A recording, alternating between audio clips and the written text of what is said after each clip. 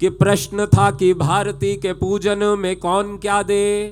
प्रश्न था कि भारती के पूजन में कौन क्या दे। धनी लोग धन का सामान दे के आ गए, नेताजी बयान दे के, गायक भी गान दे के, कवि लोग नए प्रतिमान दे के आ गए। नेताजी बयान दे के, गायक भी गान दे के, कवि लोग नए प्रतिमान दे के आ गए। ओ ज्ञानियों को प्रश्न ये पता चला तो ज्ञानी लोग, ज्ञानियों को प्रश्न ये पता चला तो ज्ञानी लोग वेदों व पुराणों वाला ज्ञान दे के आ गए। अरे सीमा पर सैनिकों के पास कुछ भी नहीं था, जान ही बची थी तो वो जान दे के।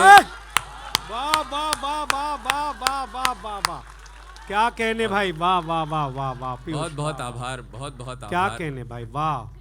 मैं पढ़ने से पहले शंका में था कि ये नई पीढ़ी है, मेरे नौजवान दोस्त तो पता नहीं देशभक्ति की बातों को कितने मन से सुनेंगे, लेकिन आप लोगों ने बता दिया कि आप लोग प्यार मोहब्बत चाहे जितनी करें, लेकिन आप भारत माता से भी उतना ही प्रेम करते हैं। मैं सल्यूट करता हूँ आप लोगों को। आइए कुछ एक पंक्तियाँ और निवेदित करता हूँ, सुनिए।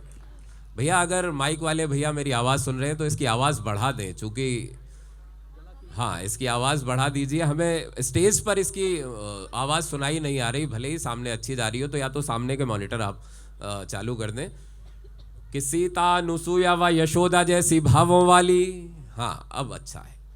सीता अनुसुया व यशोदा जैसी भावों वाली पावन चरित्रों की निशानी कौन बनेगा। मेरी बहनें बैठी हैं, मेरी माताएं बैठी हैं मेरे समक्ष। एक पंक्ति पढ़ता हूं यहाँ पर। हमारी एक शास्त्रोक्ति कही गई, यत्र नार्यस्तु पूज्यन्ते रमन्ते तत्र देवता। जहां पर नारियों का आदर होता है देवता भी वहीं पर निवास करते हैं। ऑर्थोडॉक्स होकर के नहीं बोलता, पंक्तियां निवेदित करता हूं, सुनिएगा कि सीता अनुसुया व यशोदा जैसी भावों वाली पावन चरित्रों की निशानी कौन बनेगा। संकट समय में निज शीश काट देने वाली वीरहाड़ा रानी की कहानी कौन बनेगा। संकट समय में ऐसे भी लोग होंगे जिन्होंने हाड़ा रानी का नाम ही नहीं सुना होगा। अगर नहीं सुना हो तो यही मेरा मिशन है, पढ़िएगा जाकर के, पुस्तकें खरीदिएगा। संकट समय में निज शीश काट देने वाली वीरहाड़ा रानी की कहानी कौन बनेगा।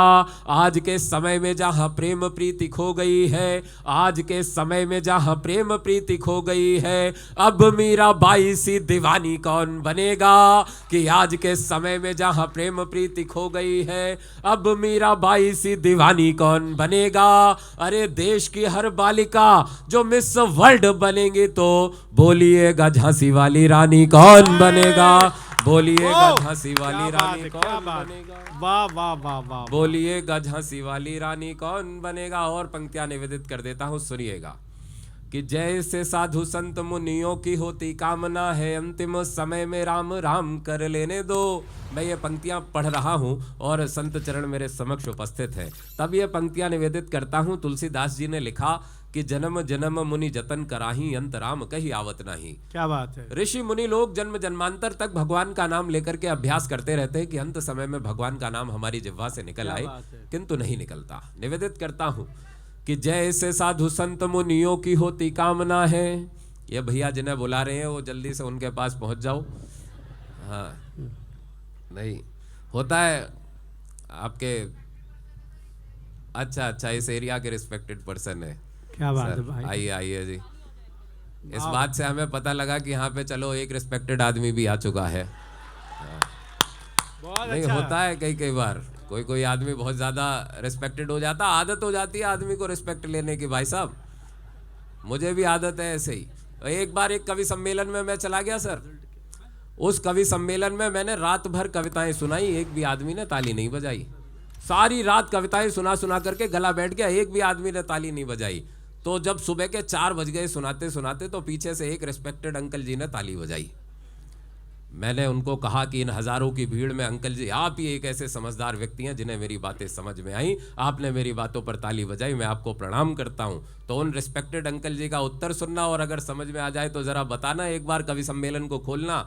मैंने उन्हें प्रणाम किया, मैंने कहा कि बाबा जी बहुत बहुत धन्यवाद आपका, आप अकेले ऐसे व्यक्ति हो, आपको मेरी बातें समझ में आई, आपने मेरी बातों पर ताली बजाई। तो उन्होंने मुझे जवाब दिया कि बोले बेटा मैं तो अपना तम्बाकू कूट रहा हूं, वाह वाह वाह। तू तो लगा रहे, तो जब भी आपको कोई ऐसी बातें नहीं समझ में आई मेरी, तो अपना तमाकू ही कूटते रहना, मेरा भी भ्रम बना रहेगा कि मैं कुछ अच्छी कविताएं पढ़ रहा हूँ। सुनिएगा। स्वागत भैया, क्या कहने। कि जैसे साधु संत मुनियों की होती कामना है, अंतिम समय में राम राम कर लेने दो। एक जवान का नाम लेता हूं, अमर जवान हेमराज। क्या किसी ने नाम सुना है उनका? जी जी। 2 हाथ उठे, 1 हाथ इधर भी।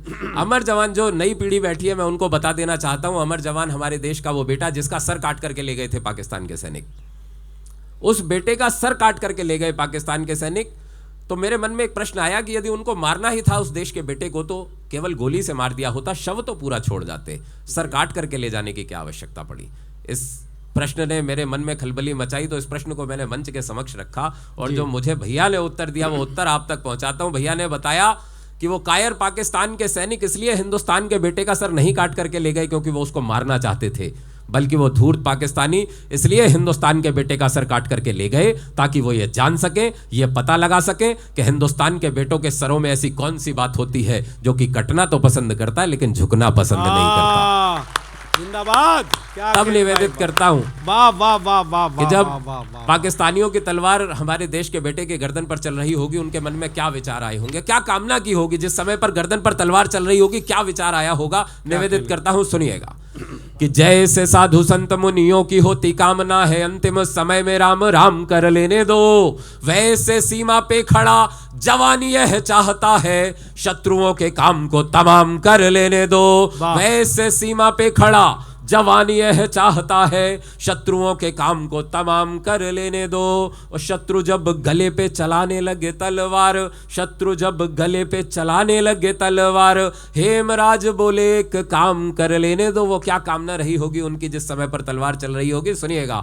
कि शत्रु जब गले पे चलाने लगे तलवार, हेमराज बोले एक काम कर लेने दो, कि सर मेरा काटते हो काट के ले जाओ, पर मुझको तिरंगे को प्रणाम कर लेने दो, मुझको तिरंगे को प्रणाम कर लेने दो।